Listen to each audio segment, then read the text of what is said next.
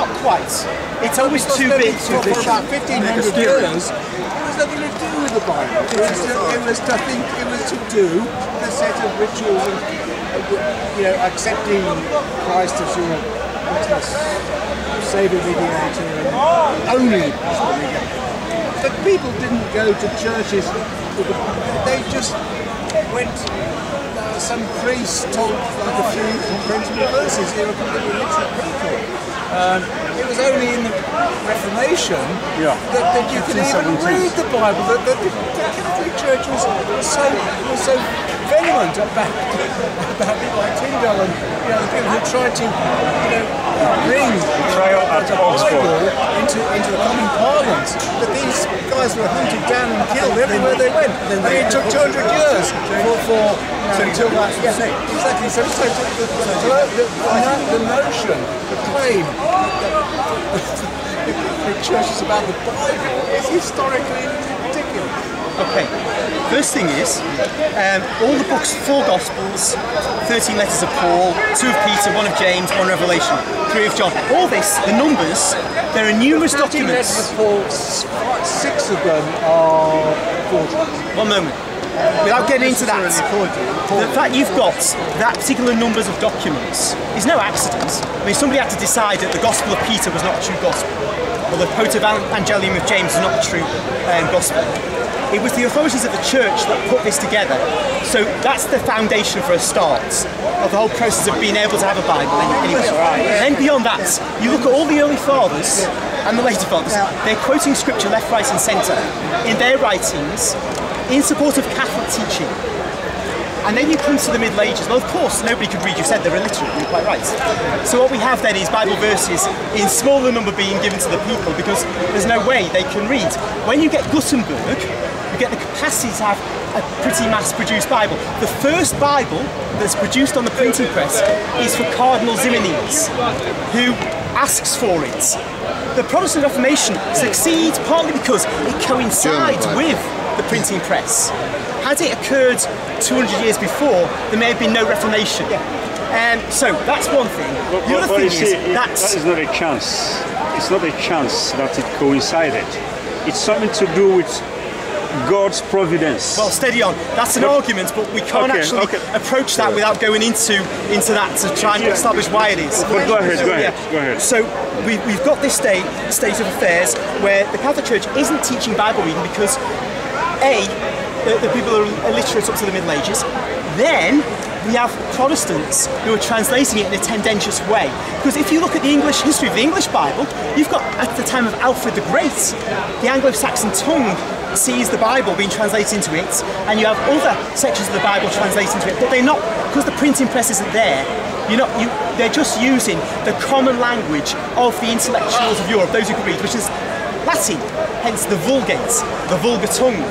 So really, the production of the Bible in Latin as the Vulgate is a sign that the church was offering the Bible to be read by anybody who could read. Yeah, but how many people spoke Latin?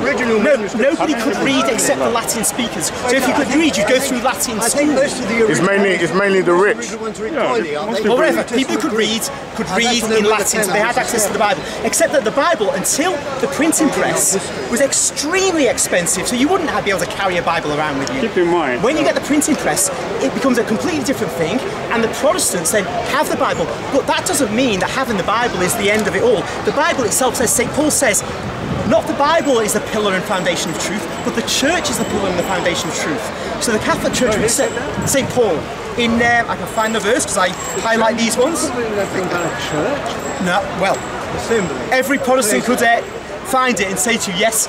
When they look at it, they don't know it, but when they pointed it out, when it's pointed out to them, they say, oh yes, St. Paul says the church is the pillar and foundation of truth. Because when I ask them that, they say the Bible is, but then I point them to this, and they're stuck. So the point is that from the beginning, the church is the centre and heart of Christian life. The Bible is within that. And so for the Catholics, when they see Protestants translating the Bible erroneously, they're condemning that. When the Bible is translated into the Douay Reims, which is our traditional Bible, because of this printing press, that is mass-produced for Catholics. So it's become our Bible. Excuse me, sir. So let's make a correction here. It is not the printing press but rather the translation of the Bible into the common man's language. That brings into the thing. I mean, but isn't it the printing press that did that? Yeah, that publicized. Printing press that did how that. do we know that these words were ever? You've got. Let me arrive at a conclusion of what I'm saying. What I'm actually trying to say here. Mark is the first gospel, right? The prototype of all the others. And you know, nobody knows who Mark was, but probably he might have written in Rome or might have written. So I mean, you know, he's writing about his superhero, and he's making this biography. The earliest Christian writings were from Paul. He knew nothing whatsoever about the gospel. Because when in England, George Fox translated the Bible, if I'm not mistaken. In Germany, Martin Luther translated the Bible under the protection of one of the knights over there, because they were actually trying to kill him. But it came for you, yeah? He was protected by this, I don't know which German knight, I've forgotten the name. And when he got translated into the German language, which common people could speak, then the printing press happens to then be available to make it public. If there was no translation, mass production of Latin Bibles would not have made that much difference to the people, because they don't read it. They would not have understood it. Most people in Europe were illiterate in their own language and in Latin. So really, the masses weren't reading the Bible. Even, you know, in most of Europe during the Reformation, key people in what we might today call the middle class were reading it and transmitting their understanding of it to the masses. That's how the Reformation worked. You get men like Luther, who have a very distorted view of what the Bible was saying. He'd transmit that to the German peasants, who would then take it up and they then go and, you know, become Lutherans. Or Calvin had the same thing. Now the question is whether the understanding of the Bible is the Catholic. In the same way as there are dozens of ways of being Jewish, this mindset whereby Christianity and Judaism are completely separate, you know, revelations, different religions, you know. Well, we don't say that. Well, all right, but I mean, you know, some say it, yeah. I mean, the point is that wasn't the case in first century Judaism. I mean, there was this porousness whereby some people who thought some ideas of the Messiah from the Old Testament, and others, the ideas were evolving. We had some sects, we had Dead Sea Scrolls show us, but we had, like, you know, Essenes, and we had Pharisees and Sadducees. They're all different concepts of how Jews, how do they relate to their God in a multinational, you know, empire, you know, a pagan empire. So all these thoughts were constantly cross-referencing with one another. And in Christianity is just simply one of these strands of Jewish thought. We're still trying to find this way. Exactly, yeah. So, and you have Gnostic Christians, you have, there are about half a dozen at least major ones I can think of, which could be completely unrecognisable to us today as the Christianity which the church, so I mean, the notion that there is this one well, indeed, they had Rasputin and his flagellants. I wouldn't want to. I'm glad you said it, because I wouldn't want to give the impression that you've just described. Because I've got like books of Gospels which are not treated as Gospels, letters which are not treated as letter of Pseudo Matthew, for example. Gospel of Pseudo Matthew. And I've got what are called the Nag Hammadi documents, which were discovered in about 1945 in Egypt. And these are fabulous. They caught them out. They caught them out. I mean, the Nag Hammadi documents where this sort of community of monks, of Gnostic monks, who were like, you know, who were a variant from Christianity, and you know, the main form, you know, Catholics were coming to get them. So they buried their stuff in a cache, right, in the Sinai, and because of the conditions in the Sinai desert. But they call them heretics. Allow it to be preserved. So this was, and they caught them out in actually creating these gospels. We're in the middle of What century was it? this was I think it would be the 3rd or the 4th century, possibly, not sure. After, you know, Catholicism became the dominant form of Christianity, well, all over the Look, there must have been something about the scripts that made people like Martin Luther, Ulrich Zwingli, John Calvin to go against the behavior of the church. Corruption. There must have been something. Yeah. I can't give you any evidence, but there must have been some. Obviously, there is this concept of indulgences, selling indulgences in order for me to go to heaven.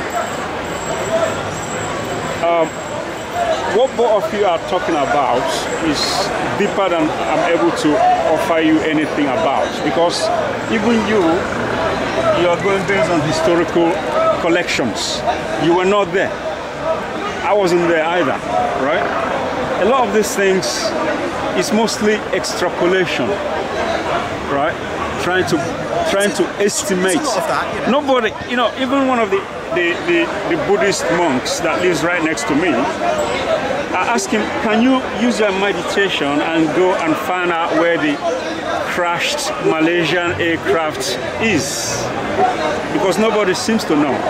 You claim to do meditation, you should be able to go there then, right? What I'm saying is that we go by, man is spirit and flesh. Man is spirit and flesh. You use your flesh, your action, to build your spirit while you are living here on earth. That's the freedom that God gives you. God will not tamper with your portion of responsibility. We use our action, loving people, caring for people, serving people, helping people, to build our spirits. So that when this goes down, our spirit will be born strong and standing. This is what should be the crust of the matter in the evidences you are looking for. Not whether or not somebody has tampered with the Bible or not tampered with the Bible, because I can assure you that the last 400 years is a proof that despite the failings of Christianity, Christianity was able to take the mind of man to a higher level, to a civilized level, where we recognize that we shouldn't kill each other. Even though it's happening today, it's not very well that we shouldn't kill. We didn't need Christianity to tell us that. That was thousands of years before. But even the Ten Commandments told people not to do that, but they still killed Jesus Christ. Thou shalt not kill. Well, the Jews killed Jesus. But you got killed. The Jews. So the Jews, the bastards, were guilty of deicide, killing Jews, and it was only 1966. 1966. 65. 65. Oh, sorry. No, that's all right. Sorry, forgive me. Decided that some Jews living today were not guilty. There you are. You see what you're complaining about. You can't laugh too much about it. I mean, look. These are These are just some of the mysteries. These are some of the mysteries. Why do you think there's a broken cross in Germany during World War II? The cross is broken because they did not believe that Jesus Christ was supposed to be crucified. So they broke the cross. Also, if you go back in time, you'll find that even during the time of Martin Luther, there was this agitation as to why was the Son of Man killed. There was such agitation. So what we have today, okay, when you go back there, you hear when Pontius Pilate washed his hand, he said, "I wash my hand of this man's blood." And I think the record says something like, let his blood be on our heads and on the head of our children and our children's children. Not our, theirs. The Jew, he's talking about the Jews, wasn't he? Yeah, I'm talking about the people who say that.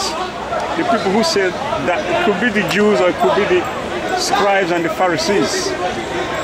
Maybe not all the Jewish people, because some of them did not want that to happen. Pontius Pilate was innocent in that act. He was only being led by the people who wanted Jesus dead at the time.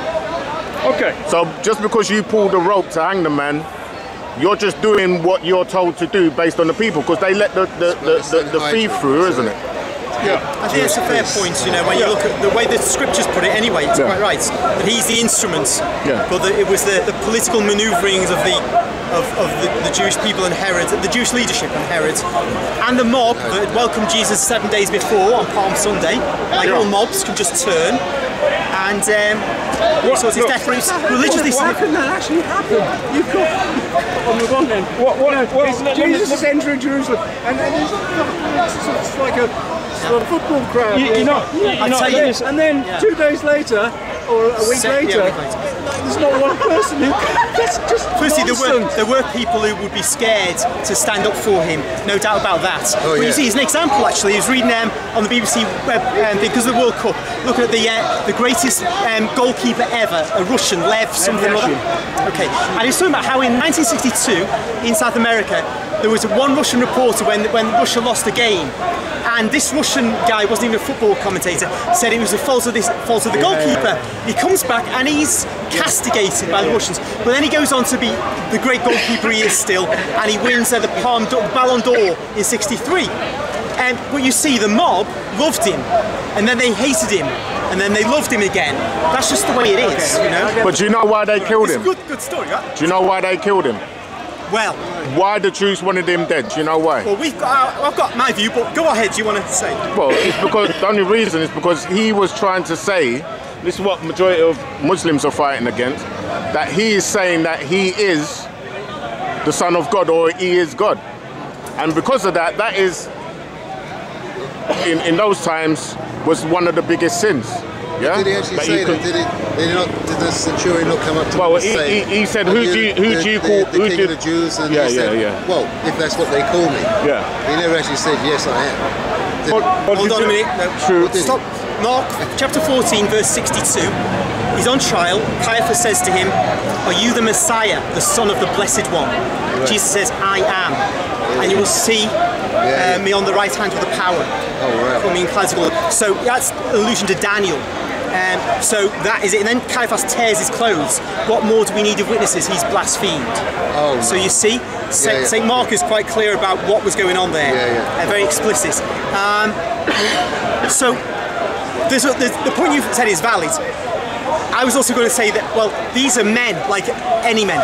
He was a threat to their actual power, you know, their prestige, and he just didn't conform to the way they thought a Messiah should be. You know, if he was going to be the Messiah, should be chucking the Romans out and making them joint kings with him, princes with him.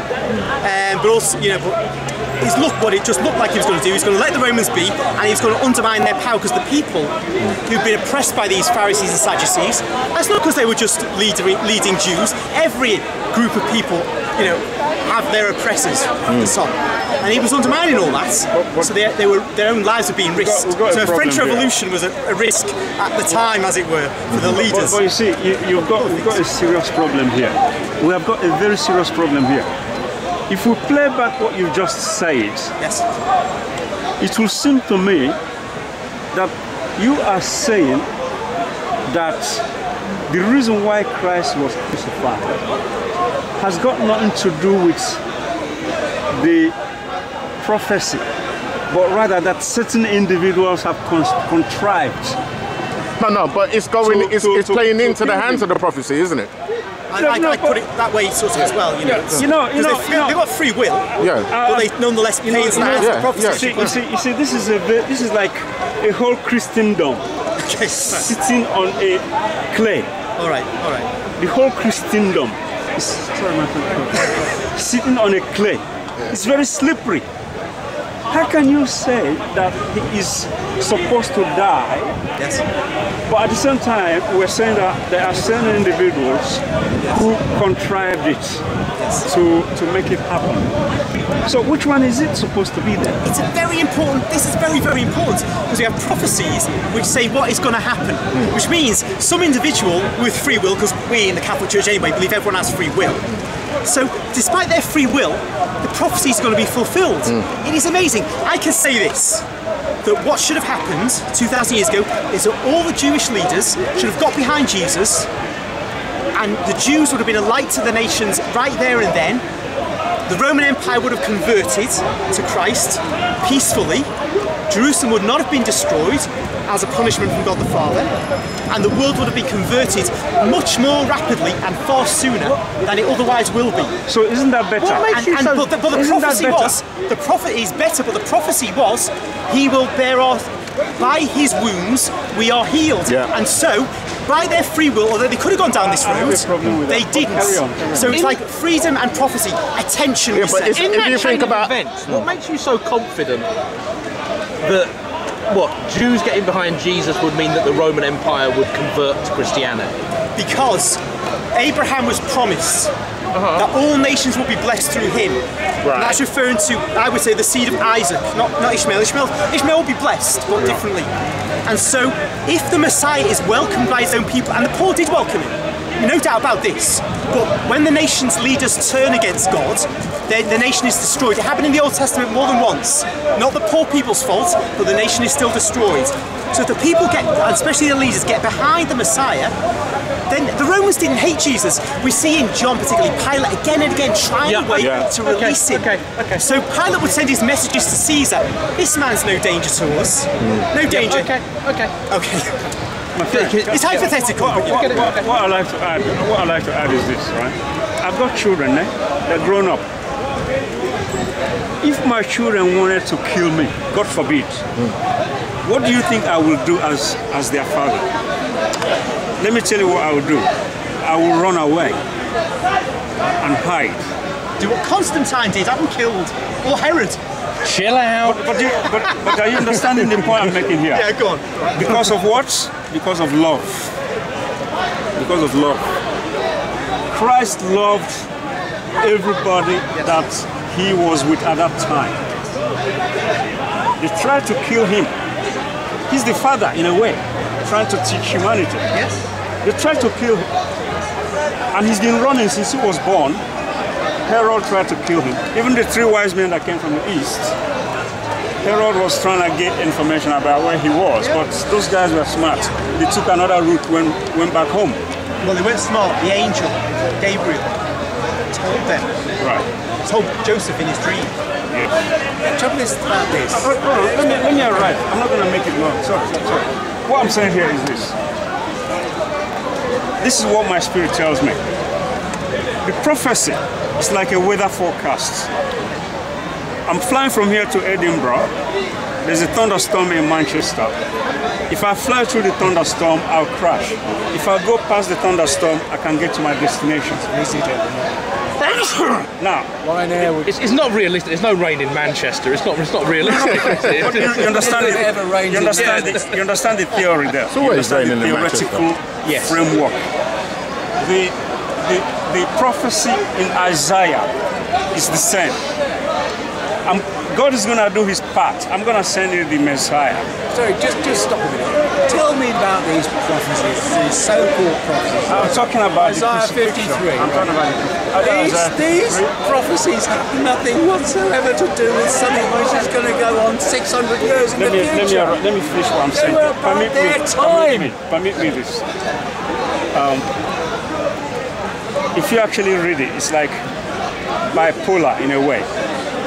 You accept the Messiah, he lives with you. You do not accept him, he goes the way of the cross. That's all I'm trying to say. And because it's a question of love, it's not a question of who is more powerful. That's why I gave the example of me and my children. Even though they're bigger than me now, but you know, I mean, what I mean is that you can't force love. Christ has the power to destroy all those people who were trying to kill him. But that is not the question. Yeah, you can't force somebody to love you. Yes, it was the responsibility of God to send him, and it was the responsibility of the people to accept him. So therefore, his going to the cross was because people did not accept him. I think we agree with that. Which is why he said, Father, forgive them, for they don't know what they are doing. Well, we don't know what they. We don't actually. We don't know what he said because there are five Romans different things. And to some who were genuinely ignorant. That's the most common one. The Roman soldiers the were point the, about that theology, definitely which what you're making is that this event happened 2,000 years ago. Of the something like 250,000 years that modern humans have been on the planet. You know, this suddenly happened. You know, why then? Why not the beginning? And then, like,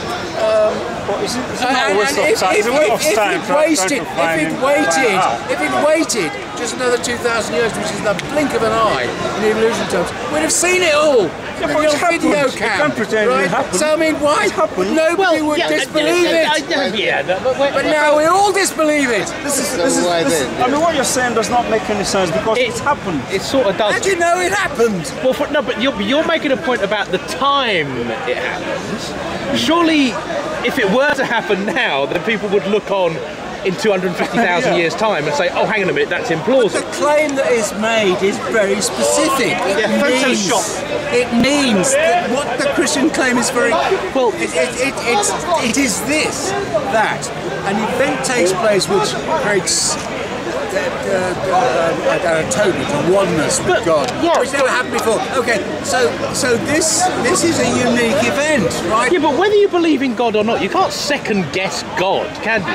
You can't question his sense of time. It makes no sense, does it? Well, yeah, but you're trying to. Yeah, but in order for it to make sense, you've got to think. Oh, now what God was trying to do there is. Okay, God can do anything. We know that. No. It's beyond but it that. Has to be at no. It's beyond God consistent. can do. It's beyond God can do anything. And what you're saying is, God, I like it, but the timing's off. You're second guessing God. That's exactly what you're Whether saying. there is one or not, you're second guessing. It means that this merciful, God, there's this benevolent entity who wants every single human, who loves his creation so much that every single human. So I mean, all the humans which predated this are sort of in limbo. Well, I'm in danger of changing the subject. But only the ones afterwards, benefit from this thing. This makes no bloody sense. Let's give a bit of, clarity to the theological position here. Yeah, is the Catholic Evidence Guild of the opinion that God is wholly merciful and loving? Well, or does he occasionally punish That's them? a question itself. Let's just now, he comes 2,000 years ago. Better than coming now with all the videos, because that means 2,000 years of human beings have had an opportunity to be redeemed and to know Jesus and an intimate relationship with God. That's the first thing. But nonetheless, people before Christ, those who were virtuous, they went to the limbo of the fathers, as we say, Abraham, Adam, Eve, and so on. And so they weren't in pain. They were waiting for the redemption of the cross. Christ descended into captivity, captive, as St. Paul says, and takes the righteous from limbo of the fathers to heaven with him. So there's no great suffering by happening only 2,000 years ago, but there's a benefit that it happens then and not now. Now then, why 2,000 years ago? Well, God does have, this is where God's timing comes in. You could say, if it was at the beginning, you could say, why at the beginning, why not later? When there were more human beings. If it happens, 20,000 years ago, why not another time? One could go on and on and on. Why does God choose the time he chooses? So it's pointless going along that line. What it's to say is that God, in the prophecies of the Jewish people, had a timing, and it was fulfilled to the letter. Read Daniel chapter 7 or 9, I think it is. Okay. The other thing is that it took 2,000 years from Abraham to Jesus Christ. And it took 2,000 years from Jesus Christ to about today, around now. So there must be some kind of pattern. Mathematics. Well, only if you assume. Well, surely only if you assume. Of God, if you want. Surely only if you assume that something's happening about now. Yeah, I'm not only am I assuming that something happening about now. I know, I feel, and I know that something is happening about now, because sometimes people think that the world is going to get destroyed. No, the world is not going to get destroyed. In the last days, you need to ask the question, last days for who? Which side are you on? Last days for the evil people? Yeah. First days for The right. people of righteousness. Yeah. The end of evil people. Yeah. Huge dichotomy. Of course, this is open to all kind of debates. Two dimensions of the universe, you need one sort of paralleling the other. I'm just answering his question, which is that I'm assuming that something is happening now. If it's 2,000 years from Abraham to Jesus, 2,000 years from Jesus to man, I'm assuming that something is happening now. Which is why what I'm assuming that's happening now is that the second coming. You got some fly on here. Okay, it's gone. It's gone. The second coming. The second coming. possibly a halo. Demon. Right now, a lot of people in the Christian kingdom are sleeping. They think that the second coming, Jesus didn't Like really the mean it. foolish virgins. No lamp in their lamp. I think they think Christ didn't really mean it when he said there's going to be a second coming. Forget it. Relax. Well, that mistake was made when he came the first time. Sorry. And they didn't even know who he was, because the commoners, who were going around like myself, we were accused by those who were in the church that you guys are not so smart. If you're smart, you're supposed to know that Elijah is supposed to come before him. I think they knew. I think they knew. Just it's very interesting. I mentioned to this gentleman about Daniel's book, where you can count the years forward to when Daniel's prophecy is fulfilled, and it says the Messiah will come and he'll be cut off, and afterwards the town will be destroyed, Jerusalem. And you count up from the decree going forth to rebuild Jerusalem, and you get to about 29 AD. 29 AD, roughly that time, right? No, wait a minute. The second coming thing is. No, just deal with the first one a moment. Let's just finish on the first one. 1 second. Let's come to it. 1 moment. 1 minute on the first one for a moment. Expected the second coming. We want to hear you. On the first one. We want to hear you. We want to hear you. Let's finish on the first coming first, right? Chronologically. Let him conclude. We want to hear you. Now, so that's Daniel. And the interesting thing is, there are Jewish writings where people say in the Talmud, don't inquire as to the calculation of the time from Daniel, because the rabbis writing in the late 1st, 2nd, 3rd centuries knew that their people, when they were calculating from the book of Daniel, the time of the Messiah, they kept coming to the time when Jesus was on the earth. So they were put under anathema, under a curse, if they would do this calculation. Yeah. The point of this is, my view is, that the leaders in Israel, and that's why Herod wanted the inquiry of where the Messiah would be born, and the sages who came to him after the kings had come, told him where it would be. It was expected that child will be the Messiah, and so the thing to do, because he'll be a human being, kill him, and then you, Herod, will have your throne secure. Well, the Pharisees weren't so unsophisticated as Herod, but 30 years later, they knew the writings too, and they knew he was due. That's why other messiahs appear around this time. And so they got him killed, not because they doubted that the Messiah was due, but this man, whoever he was, Messiah or not, was going to be trouble. Under the back. And they had to get rid of him. They're in a different position from us. We are truly sleeping. They were awake as to when he was due, and they expected him, but they didn't want what they got. We are asleep as to his second coming. So you're quite right about that. I just wanted to mention about the first. Give us with the first. All right, anyway. The Revelation. You had an issue with the second. Who interprets the Revelations to say when he's coming back today? Well, everybody does it in their own way, don't they? This is the thing, so that's why nobody knows. Whether or not a certain group of people, or particularly particular, I don't know, club of people who interpret it. You know what? Firstly, the Catholic Church. Does that not continue on within the church and within the, The Catholic Church has never said the date of the second coming. It would never allow that to be done. I've heard that sometimes it says it's not coming back in, the flesh is coming back in the spirit. Well, that's a legitimate way to put it in a way, but he's physically coming back because the book of Revelation describes a physical return. But there's also in the book of Revelation a 1,000-year reign. After he comes at the Battle of Armageddon and destroys the Antichrist and the false prophet. Now, do you think so that might be an invisible reign, and I personally go for that. Do you think? If he came back, how do you think he would look? Would he look like a man in a suit, Would he look like a rebel? Would he, be black? Would he be white? Would he be scary guy? Everybody, would he have a long beard? Would he look like Rasputin? He didn't have long hair. Probably look like he looked after the resurrection, that he'd be him, but glorified. So they were amazed, to see him. He was no longer just a man. So all that, the normal maleness of him was sort of stripped away, and the divinity was coming through.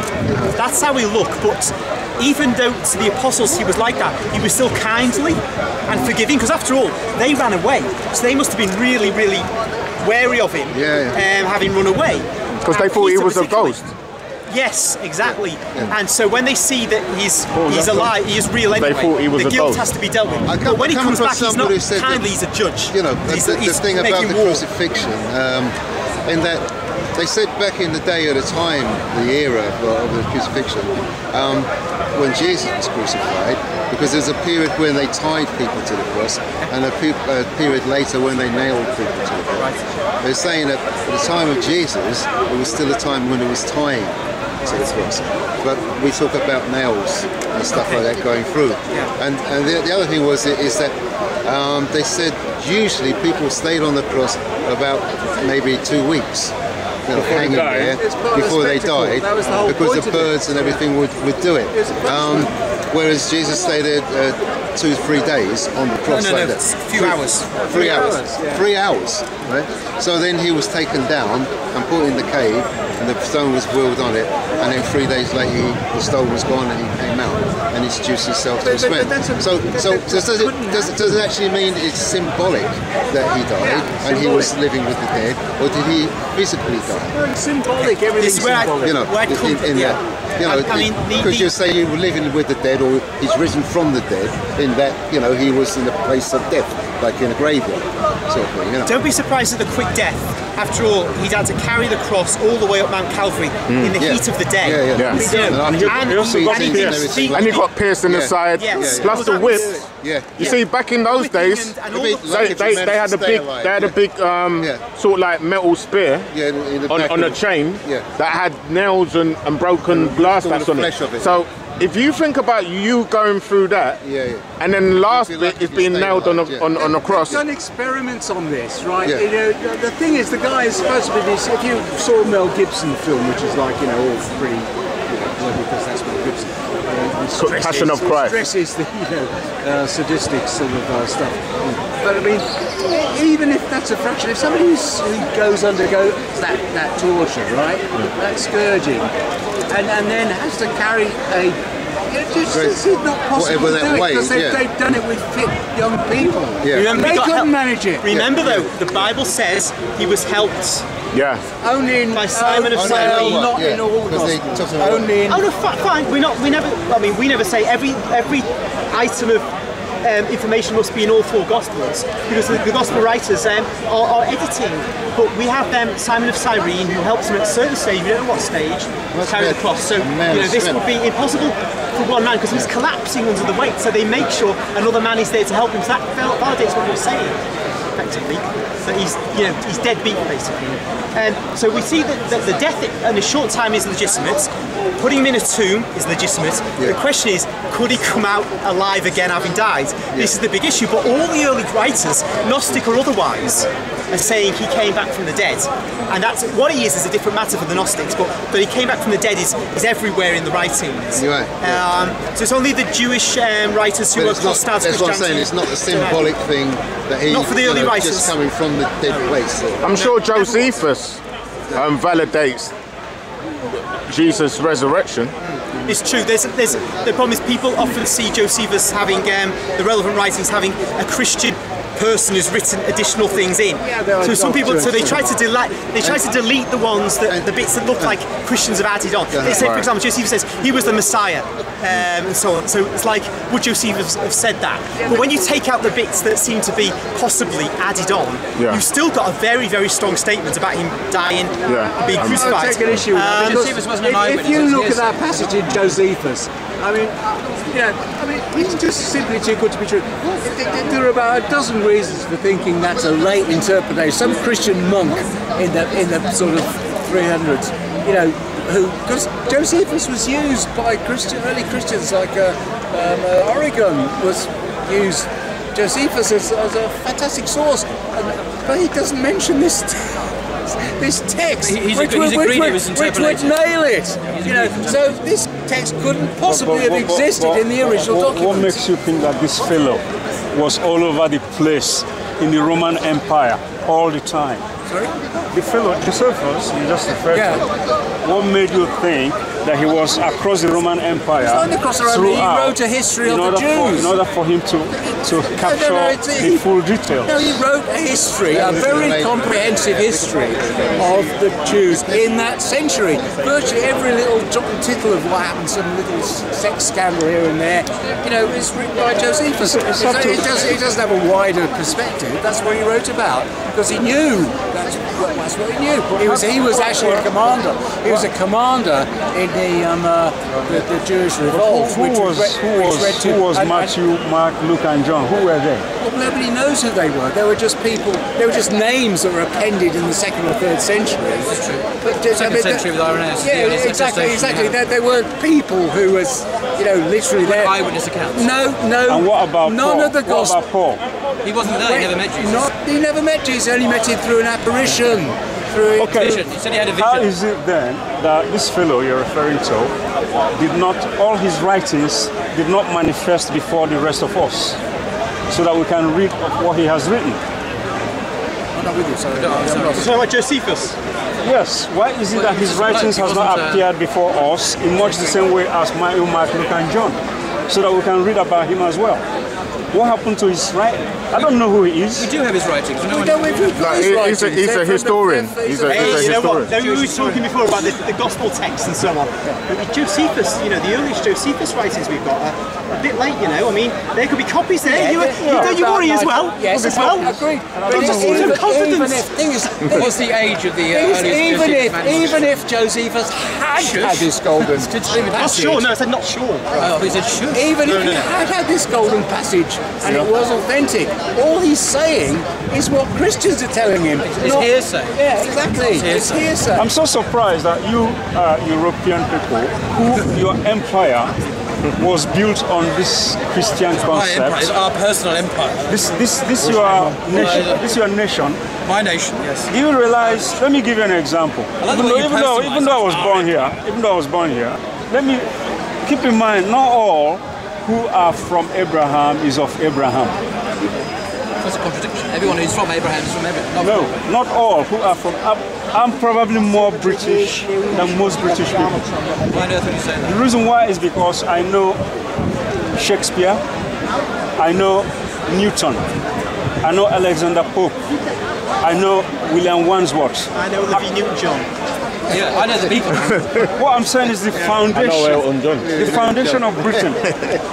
Most people that are living today who say that they are British, they don't know these people. They only know the X Factor.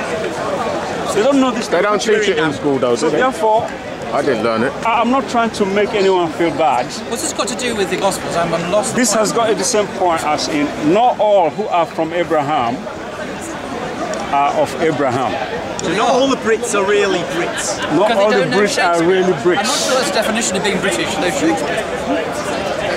Not all the. If you are a Brit, you should be proud of the Christian history. You're quoting Paul, not all of Because the Christian history was the foundation.